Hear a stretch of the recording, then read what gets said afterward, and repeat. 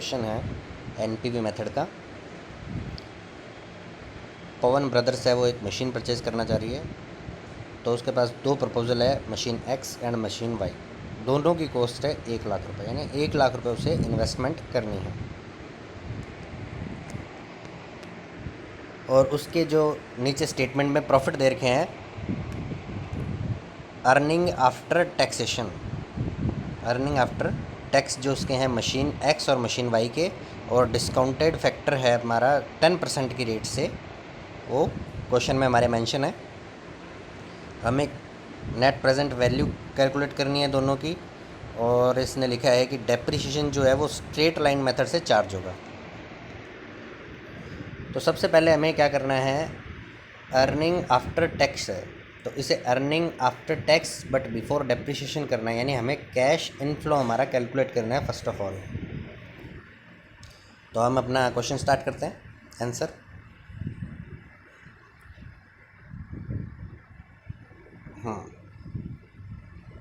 सबसे पहले हमें कैश इनफ्लो मशीन एक्स और मशीन वाई का कैलकुलेट करना है। तो मशीन एक्स है, मशीन वाई है हमारी।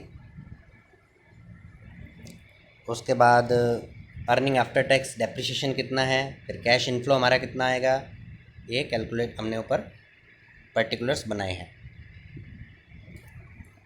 अब फर्स्ट ईयर का हमारा है 30,000 मशीन एक्स का है, और डेप्रिसिएशन हमारा 20,000 है।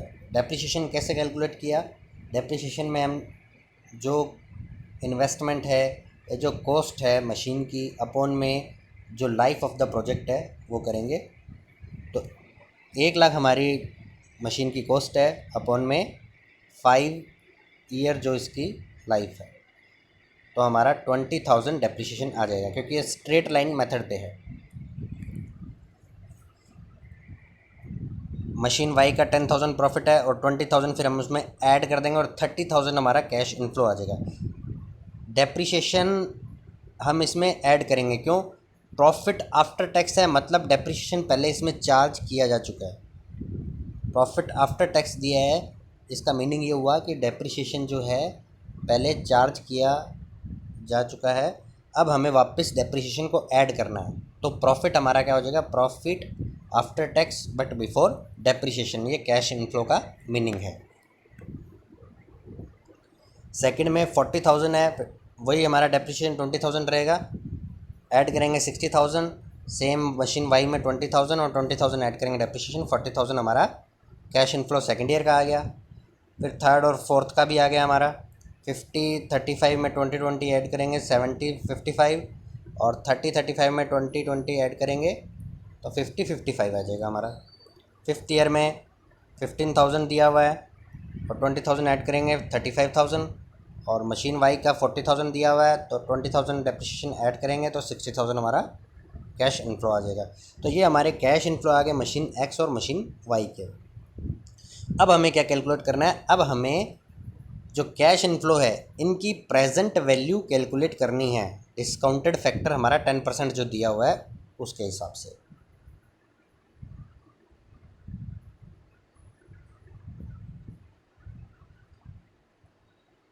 तो ये हमारा डिस्काउंटेड फैक्टर है 10% की रेट से 0.909, तो 50,000 को 0.909 से हम मल्टीप्लाई करेंगे तो उसकी प्रेजेंट वैल्यू हो जाएगी 45,450 रुपीज़। यानी 50,000 हमें फर्स्ट ईयर में जो मिलेंगे उस टाइम उस 50,000 की वैल्यू 45,450 रुपीज़ होगी। 30,000 की 27,270, इसी हिसाब से सभी को हम कैलकुलेट कर देंगे, डिस्काउंटेड फैक्टर से मल्टीप्लाई करेंगे कैश इनफ्लो को, तो मशीन एक्स का और मशीन वाई का प्रेजेंट वैल्यू कैश इनफ्लो की हमें मिल जाएगी। अब इसका टोटल करेंगे, टोटल हमारे कैश इनफ्लो 270 है, और जो प्रेजेंट वैल्यू एक्स की आई है वो आई है 2,06,880, और मशीन वाई की 1,72,685। तो ये दोनों की प्रेजेंट वैल्यू आ गई है।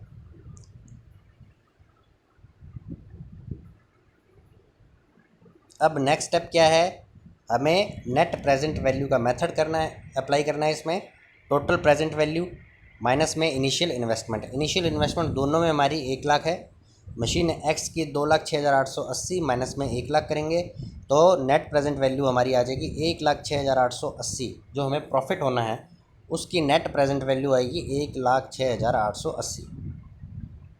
ऐसी मशीन वाई की हमारी आएगी 72,685 रुपीज़। अब इन दोनों में से हमें प्रपोजल कौन सा एक्सेप्ट करना है? मशीन एक्स का, क्योंकि उसका प्रॉफिट ज़्यादा है नेट प्रेजेंट वैल्यू के अकॉर्डिंग। अब ये जो हमारा क्वेश्चन है उसके वर्किंग नोट्स है। वर्किंग नोट्स में हमने जो मशीन की इकोनॉमिक लाइफ है वो 5 ईयर हमने मानी है, उसी के अकॉर्डिंग हमने डेप्रिसिएशन चार्ज किया है। इसके अंदर क्वेश्चन में हमें कोई सैल्वेज वैल्यू नहीं दी और हमने आंसर में भी कहीं सैल्वेज वैल्यू कैलकुलेट नहीं की है। तो ये मान के चला है कि इसकी जो वैल्यू है स्क्रैप वैल्यू नील है 5 साल के बाद मशीन की। डेप्रिसिएशन जो कैलकुलेट किया है उसका फॉर्मूला है हमारा इनिशियल इन्वेस्टमेंट अपॉन में एस्टिमेटेड लाइफ बराबर में 20,000 हमारा आंसर आ जाएगा। तो ये हमारा क्वेश्चन है नेट प्रेजेंट वैल्यू मेथड का।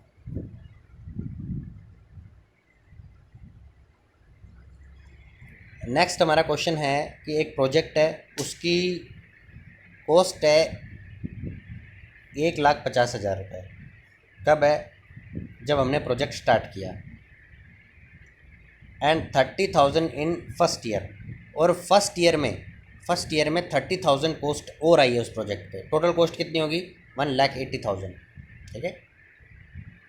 उसके बाद इसने बोला है कि जो 50,000 है वो इससे हमें एनुअली प्रॉफिट हो रहा है। एनुअली हमें 50,000 प्रॉफिट हो रहा है 5 साल तक। साल्वेज वैल्यू हमें दे रखी है प्रोजेक्ट की 30,000 रुपीज़। ठीक है। फर्स्ट एंड लास्ट ईयर का डिस्काउंटेड फैक्टर हमारा 0.909 एंड 0.621 दिया है इसने। ठीक है। और हमारा total of discount factor is 3.79 for 5 year. 5 साल का जो हमारा एन्युटी वैल्यू है वो 3.79 दी है, यानी डिस्काउंटेड फैक्टर जो है उसकी वैल्यू 3.79 है। ये 10% की रेट से है वैसे। अब हमें नेट प्रेजेंट वैल्यू कैलकुलेट करनी है और प्रोजेक्ट कौन सा एक्सेप्ट करना है, प्रोजेक्ट ये एक्सेप्ट करना है या नहीं करना है ये हमें बताना है। तो सबसे पहले देखो इसमें हमें क्या कैलकुलेट करना है, जो प्रोजेक्ट है उसका नेट प्रेजेंट वैल्यू हमें निकालनी है। नेट प्रेजेंट वैल्यू कैसे निकालेंगे?